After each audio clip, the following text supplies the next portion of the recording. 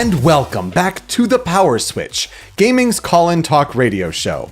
My name is Peter Spezia, and today is March 10th, 2019. This is the 58th episode of the podcast. Thank you for tuning in. We use Discord as a means to add and drop callers to talk about video games, and switch the power that is found in a typical gaming podcast. You can join our server to participate during recordings at rhymeswithasia.com/call. On today's episode, Nintendo uses Labo to tinker with VR, and EA will skip its E3 press conference in our headline roundup. Our main topic is the growing rumored future of the Xbox brand. And then we will get to your calls if you're tuning in live on Discord. Well, I hope you've been having a great week in games. I've personally been digging into Devil May Cry 5, like several others I know. If you want to know where I am in the game, I am about to start Chapter 10, which if you've gotten that far, or if you could surmise, it's a pretty pivotal point in the story. It's about halfway through, so it's about to get really good, and I'm really excited to get back to that. But of course, this weekend, and Friday in particular, it's Marvel vs. Capcom week. So I actually just came back from seeing Captain Marvel in theaters, and so she's got a big weekend. Dante's got a big weekend. It's a big time. But today on March 10th, even more importantly, it's Mario Day for March 10th. So just for today only, if you're listening in live, apologies if you're behind, but some of those never discounted Nintendo games with Mario in them are about, 20% off, 40% off? I think it's 40% off, like $20 off. Less, especially for the digital prices. So jump on that if you're hearing that or you're interested in that. But it's a big weekend. A lot has happened in the gaming industry. We'll get you caught up right here. Before we get to your calls, let's jump in with our headline roundup. We talked about it a couple weeks ago, and especially with Jesse calling in and had a prediction there and definitely agreed with him there that Nintendo probably could use Labo to tinker with VR if they were so interested. Well, they've officially gone and done just that. On April 12th, Toy-Con 04 will launch, and it's Nintendo's VR kit using Labo. Interestingly enough, Nintendo Labo first launched on April 20th, 2018, so it'll be almost a year later that they're tinkering around with sliding that Switch screen in a Google Cardboard-like goggles setup. But for the full kit, they will also be having different sort of cardboard setups. You can get the starter set with the cardboard and the slide, you can put it in there, along with a blaster cardboard setup for $40. But for $80, you get the full gamut, and that includes the 2 expansion sets, which on their own separately are $20 a piece. Expansion set 1 includes camera and elephant, while expansion set 2 includes bird and wind pedal. And you gotta imagine, with camera and looking in VR, you definitely have people calling out for Pokemon Snap 2. I mean, it's not gonna happen. They've got to kind of tinker at the very bare bones in Labo first before they can start saying, could Metroid Prime 4 be a realistic possibility instead of just a pipe dream in the future?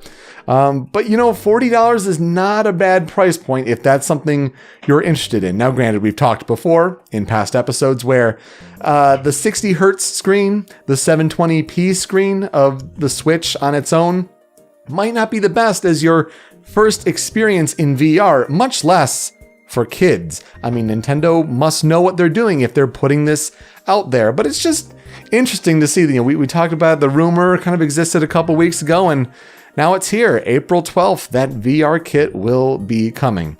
You know who's not going to be showing up big in June this year? Well, they claim they will, but EA has announced that they will have no E3 press conference this year at E3 2019. Now, they'll still have EA Play, which is their big, consumer facing, everyone come down in, downtown Los Angeles and play these EA games live. They're saying that's from June 7th through 9th. June 7th, by the way, is the Friday before all the Expo festivities kick off. So that's certainly going to be interesting. If you're thinking about big EA games this year, I mean, gosh, already there was Anthem, which is struggling a bit. We'll get to that. And then Apex Legends, which is taking off like gangbusters. We'll get to that. So kind of at odds there, but there will also be Star Wars Jedi Fallen Order, and that's already announced that it'll be showing that at Star Wars Experience in April. So we'll know a bit about that beforehand. So it's like I almost wonder what big games EA will be showing this year at E3 2019, but they'll have to show it in some way or another. Of course, EA in this sense is joining Sony in skipping the E3 press conference.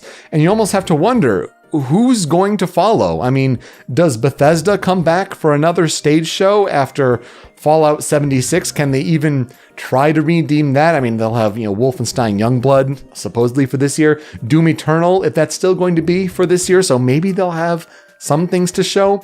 And I've got to imagine Square Enix probably doesn't want to show another E3 press conference, especially when one of their big reveals last year was The Quiet Man. We'll just leave that there. But Microsoft is going to have a big showing. We know that, possibly showing new consoles. And then Nintendo will have their Direct, same as they always do. Ubisoft, I'd imagine, will also have a big presence. But E3 is going to be kind of toned down this year. And it's just interesting to see EA follow Sony's route. I mean, it certainly could spell interesting things for that conference's future. So recently we've seen patents from Google about a controller, and we know Google's about to get into the video game sort of tech game, right? With, consoles and streaming and all that. But this is the first time we've seen patents for a controller, and I guess it looks pretty standard, I'd suppose, in a way, almost a little bit familiar or similar with Ouya. So take that for what you will. But then Yanko Design decided to work up some renders for it. And there's definitely some mixed feelings going around on the internet. So take that for what you will. Just remember that Google's GDC keynote is next Tuesday on March 19th. And the latest rumors from Spawnwave and Liam Robertson suggest that Google may be taking the two SKU approach that we think Microsoft may be doing. They may get in that game first with the lower powered device that really handles the streaming end of games, while a higher powered box tries to be its own console along with the streaming. Also, they think that Sega may be a key software partner. So keep an eye on that, see how it develops over the next little bit of time. But the controller patent is now out there, and we'll see if that holds its design for a final version. I mentioned Anthem earlier. It's been crashing PS4s this past week is one of the big stories with that game. And it's just the continued unfortunate news headlines that come out about Anthem. I mean, after weak reviews and a possibly rushed product, and we got people worrying about the future of BioWare. Honestly, for good reason.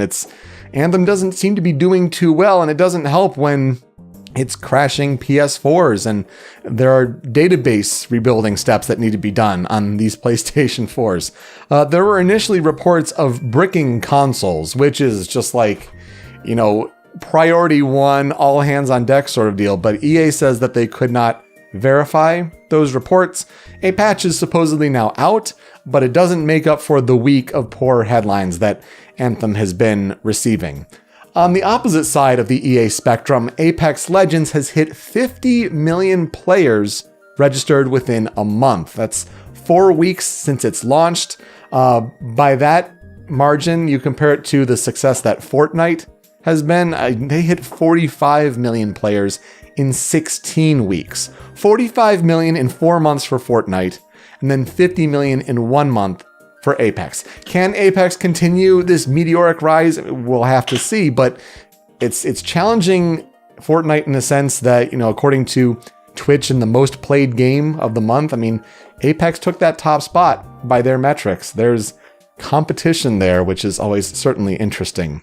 There's been game movie news this week, which is always interesting. There's the leaked renders of Sonic the Hedgehog, and there could be improvements made, certainly, but that's out there. Even rumors that, a trailer may be coming within the next week. After all, Sega has their South by Southwest panel on Saturday. A rumor's out there right now that says Coolio's Gangsta's Paradise may be playing in the trailer, and boy, I kind of hope that's true, because that would be something to watch. Certainly interesting for sure. These renders came from design agency Hamagami and Carol Inc. with TSSZ doing some digging for some more. So Definitely interesting to see Sonic's design come out, especially when you compare it to Detective Pikachu and the trailers it's been getting, and just kind of comparing the two. But then the headline was also out there that Oscar Isaac wants to play Solid Snake in the Metal Gear Solid movie. And he was doing a press junket for a Netflix movie that he's a part of. And he's asked, which role in a video game movie would you most want to play? And he throws out there eagerly, he wants to play Snake. Now, director Jordan Vogt-Roberts, who is, on good terms with Kojima, knows a whole lot about the Metal Gear lore. Big fan. If you haven't heard him talk about the Metal Gear Solid movie, do yourself a favor. He did an interview recently, fascinating stuff.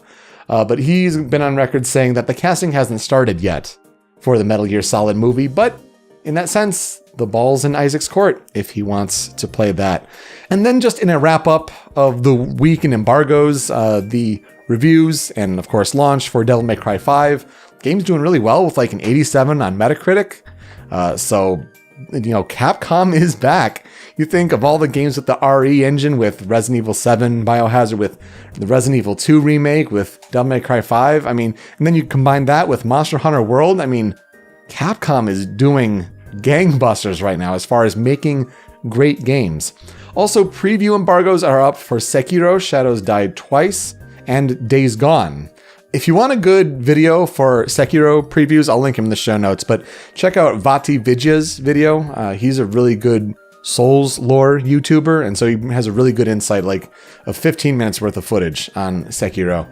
And then Days Gone previews are everywhere. It's interesting to see Jason Schreier from Kotaku kind of say he called it like a AAA ass game, in the sense that it doesn't do anything like astoundingly well, but it's like everything you think of with AAA games is in here.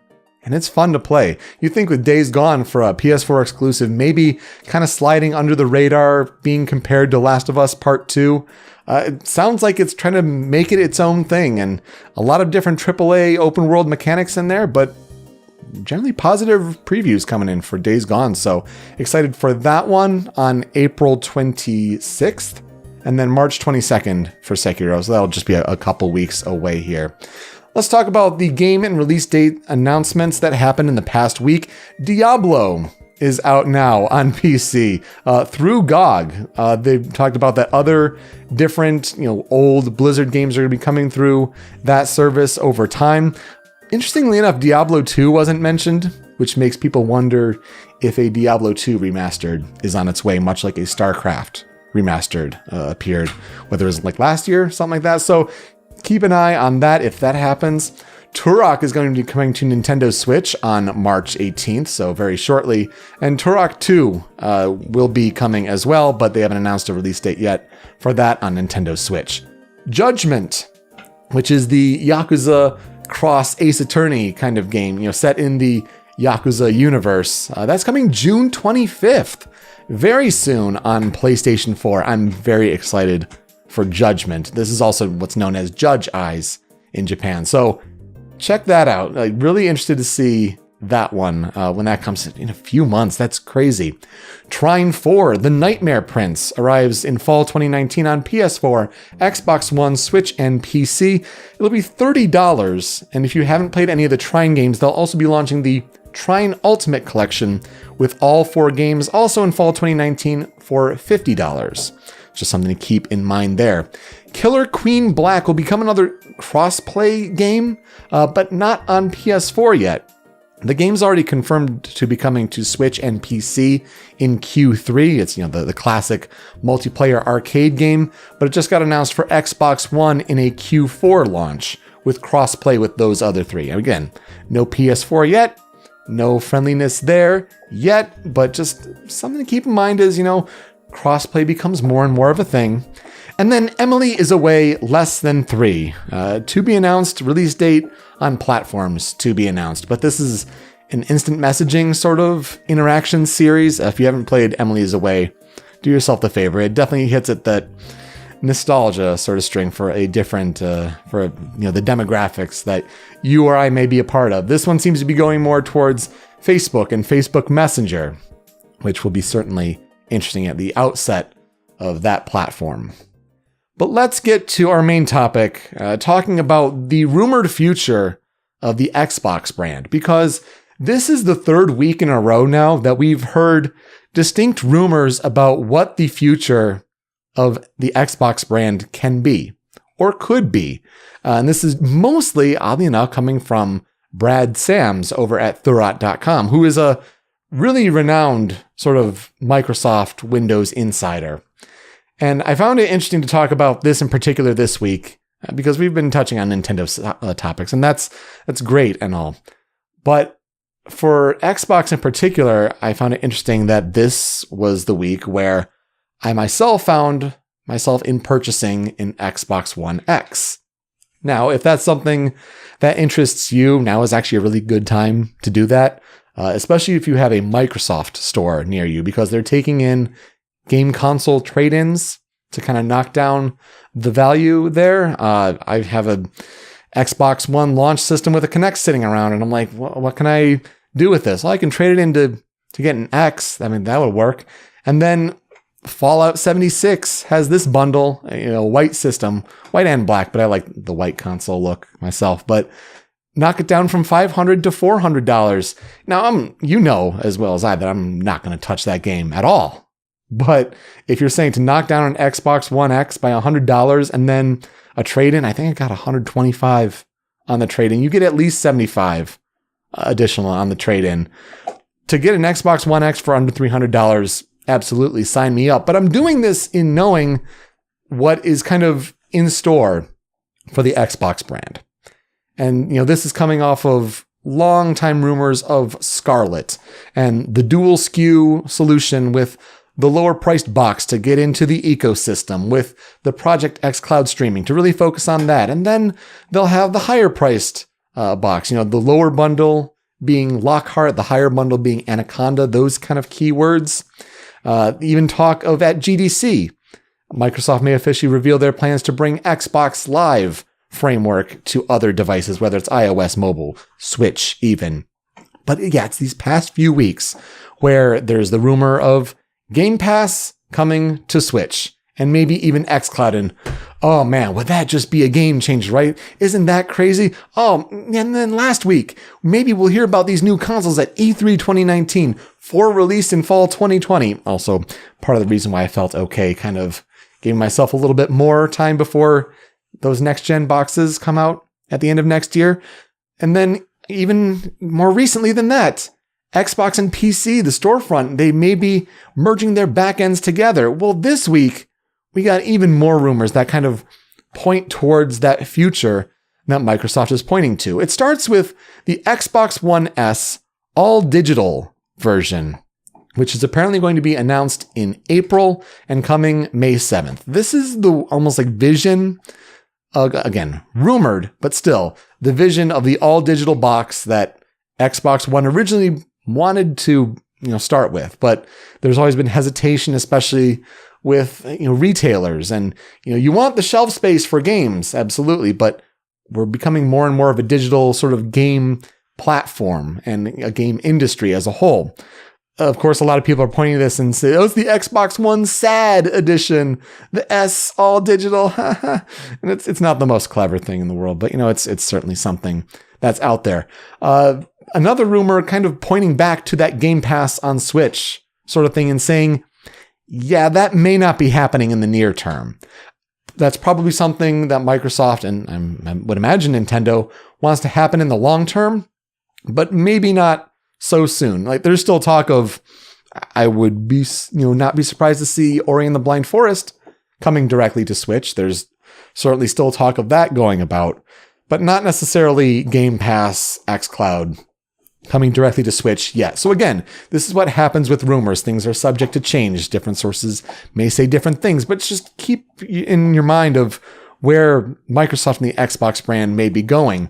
And then the big thing is what's happening with the Master Chief Collection, because there is the very likely possibility, and the rumor that's going around right now is that in the near future, Master Chief Collection may come to PC.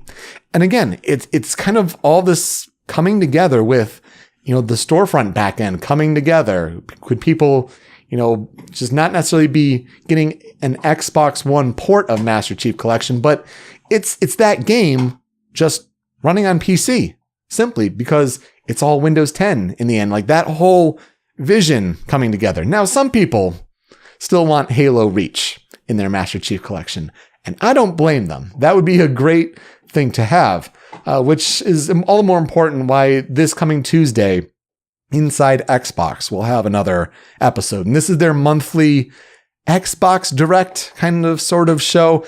I think they have to pace them generally better. They kind of stretch the news out too much, but they're headlining it with the fact that, Master Chief Collection got some big news coming.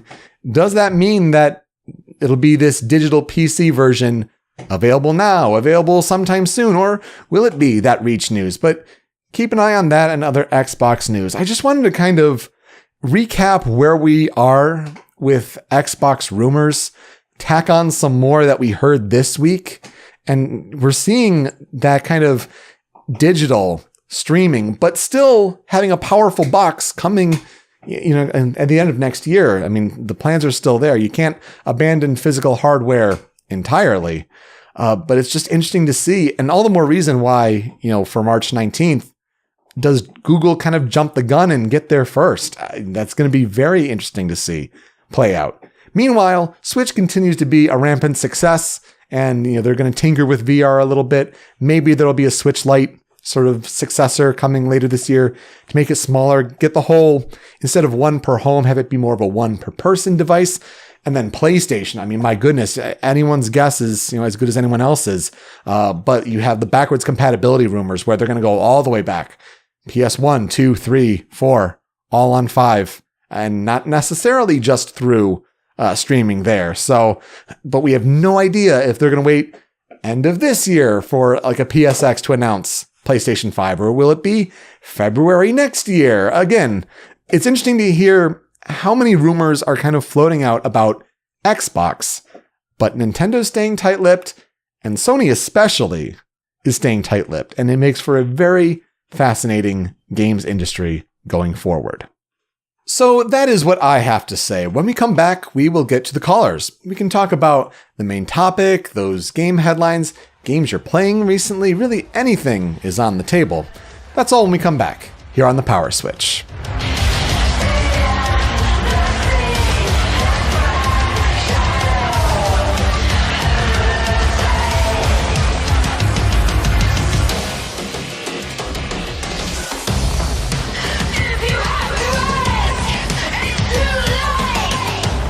Welcome back to the Power Switch here on this Marvel vs. Capcom plus Mario weekend.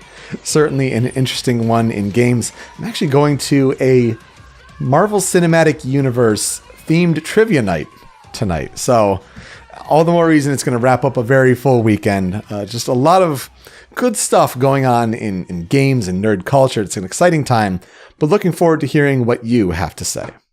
Joining us from Texas, Jesse, welcome back to the Power Switch. It's good to be back. Absolutely. Thank you for calling in once again. You're right on a couple weeks ago with that Labo VR call. Nicely done. So good to have you here. What would you like to talk about today? Well, I'm just generally going to talk about some of the news this week. Mostly just trying to think about what could that Google console be? Like, do we know anything about it besides what it looks like? Yeah, see, I would have thought for a while that it's just like, oh, they're going to just have a box that it's really going to push the whole Project Stream sort of thing. But more and more people are talking and, naming Project Metallurgy apparently is the code word for this. But it's sounding like from what these sources are saying that like they're pushing for at least another device to be faster than Xbox One X, try to be a next gen like box that pushes things. Game hardware is going to rely on software, right? So, I mean, they say maybe Sega is interested in jumping in, but I mean, does that mean like a big boss prediction is, the next 3D Sonic game will be exclusive to the Google box? And, even further, for another prediction, like a Kiefer prediction, they're going to remake one of the adventure games or it's going to be a sequel to Adventure. Like, I have no idea. It's hard to say with that, but we don't know too much. But hopefully when they're doing a GDC keynote, hopefully they spill the beans there. That is interesting. I almost wonder why at this period of time, because it doesn't seem like a market that anyone could just jump in on. I don't really see what's too lucrative about that. Yeah, it's interesting. The short answer, I think, is because they can, because they have the capital to do so. It's the same thing with when Microsoft jumped in with Xbox. I mean, they're making tons of money. Bill Gates, the richest person in the world, because of PC. And now you have, I mean, it's the same thing with Amazon. Like, Amazon's another company that ideally could be key to just jump in with their sort of Fire hardware. They could just do another sort of streaming thing, and they have the money, clearly, to do so, but it's a matter of will they? Google makes sense. You saw those renders going around. Granted, I don't know about if the color positioning was just the guess of the person who was making that render up, but the one interesting thing that, that patent noted is that there'd be a button for the Google Assistant. So it's like, pressing that okay, Google kind of thing. So you'd be able to do something with the box there. So that could be one differentiating factor. But yeah, I think if they can make the right partnerships, if they can, basically front load the funding for whole games as exclusives. I mean, again, because they can do so with all the money they've accumulated and gosh, all the information, certainly. I'm just wondering how many people are actually going to buy it. What could they offer that would make it feel like something worth buying if you already have an Xbox One or a PS4? Making it a next-gen experience is definitely something that would help. Mm-hmm. But then you think about things like the 3DO. That had a lot of things going for it too, but it didn't really sell. And they definitely have to price it right too, I mean, if they're going more than, $350, $400 as a first-time competitor in this space for their higher-priced box, like that's almost pricing yourself out of the market. No one's going to go. I mean, they were able to go with Xbox One, and for those that did, because they were invested in that architecture, invested in that ecosystem, and they knew the Xbox brand. So some people were willing to go for $500 for an Xbox One. For Google, right off the bat, for a $450 or $500 box, that's not proven yet. But it is promising when you look at Project Stream and the success that was, and a lot of people reporting low latency. But then again, like that can be played through Chrome browsers and laptops. So people may already have that. Could that be sufficient enough for them? It is very interesting to see, especially with the rumors of the higher priced box. I think it's probably going to be like a cousin of the Android OS setup. I could see that. I imagine it's going to have a similar look. It's already got similar buttons on this controller. Would not surprise me if some things on Android are going to get ported to it, but then again, things that use Android ports don't typically do very well. Yeah, and that's the thing, is they're going to have to find the partnerships that really work for games, and I think they have enough people with enough ears to the ground to know what can make that successful. But you're right. I mean, Android can go everywhere. I mean, one of the TVs I have has an Android OS there, so it can certainly work. I'm wondering if their content online is going to be, if they're going to keep an eye on it better than they keep an eye on what's on Android, because there's a lot of trash on Android. There's a lot of just blatant copyright infringement, among other things.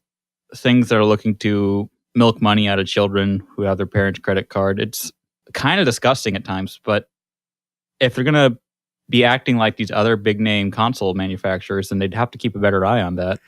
Yeah, you'd certainly hope so, but that seems to be a big problem with all sorts of, publishers. I mean, Apple is no different, and Apple's another company that could certainly have the money to get into games and game hardware if they wanted to.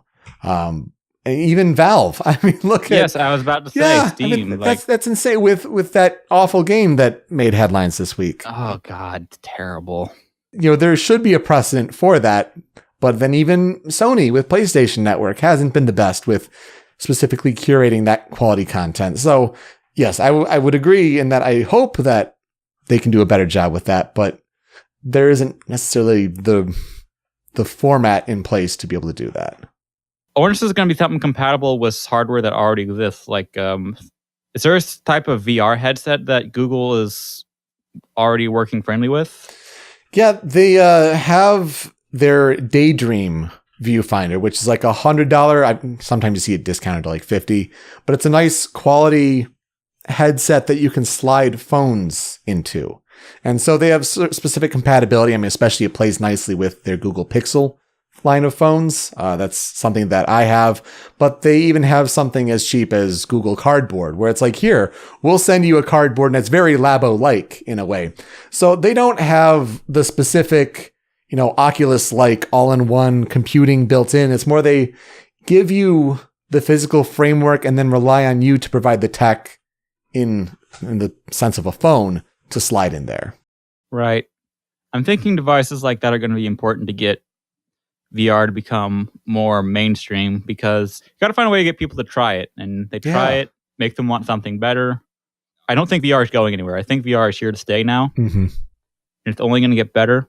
If there's a console that could just give a cheap way to do VR, which we just kind of found out that there is. Yeah. But like, if something that could do that for seriousness, not just a toy like I'm predicting with Labo, that could be huge. Absolutely. And it's all going to depend on the games. I mean, devices like HTC Vive, like Oculus Rift, like PlayStation VR have that slate of software to really make it a place that if you have the budget to do so, it's a great place to play games. But with things like Google Daydream Cardboard, Gear VR, what have you, and we'll see soon with Labo VR, there isn't that really must-play game space yet. And so we'll see what experiences Nintendo can provide as a starting sort of test kit, because the must-play experiences certainly are not on Gear VR or Google Daydream. I mean, there are great video experiences. If you want to, YouTube videos or download videos direct, I mean, the video viewing, great, excellent. But the games, they're basic, sure, but there's nothing must play there yet. And hopefully that's where Nintendo can change things. I had an idea for like one of those Gear VR games. What's that? The button for the Gear VR is on the side of the shell. Mm-hmm. I was thinking, what if someone just made a game where you play as Cyclops from the X-Men, just shooting optic blasts at people? That'd be awesome. You tie it in with the Dark Phoenix release in June 7th? Yeah. There you go. Tying it all back into the Marvel vs. Capcom weekend. Yeah, absolutely. I mean, with the different sort of Labo setups that Nintendo is launching with this, it does make me wonder what the different kind of, applications can be. With that, I mean, there's the camera, there's the elephant, there's things like the bird and wind pedal. Certainly different applications there, and the blaster just makes you think of something like it's one of the little mini games, the attractions in Kingdom Hearts 3, where it's like emulating the Buzz Lightyear's Wild Ride, where it's like you're just sitting and it's like, all right, just shoot at things like a gallery. I mean, anything's possible there. I'm going to stick with my prediction that, it is going to be a toy, but something that will have like side games, like the way that the wheel also works with Mario Kart 8. Sure. I think there's a lot of potential there just to have cool, immersive side experiences with this thing. But we'll see what Nintendo does with it. I don't know. The lack of a head strap does limit it a little bit, but it should still make a fun toy without it. For sure. And I think at the end of the day, I think it's mostly just important that Nintendo learns from it. I mean, it'd be great if they say, hey, we're going to add Virtual Boy to the Nintendo, online, the Switch Online there. Just add Virtual Boy games on top of that, just for that. I mean, that'd be a great way to reuse them. But I hope most of all they learn from this launch. And because, you can't put necessarily full-fledged games on this, but you can experiment with the technology, use some of the eye tracking. That can certainly work. But see where it goes from there. They always have like these experiments. Like if you look at the Wii U, it started with this tablet, and a lot of us felt like, this could be used for like gaming on a console anywhere someday. And now we have the Switch, and that's exactly what it is. Yeah, Switch was the perfect realization of that, for sure.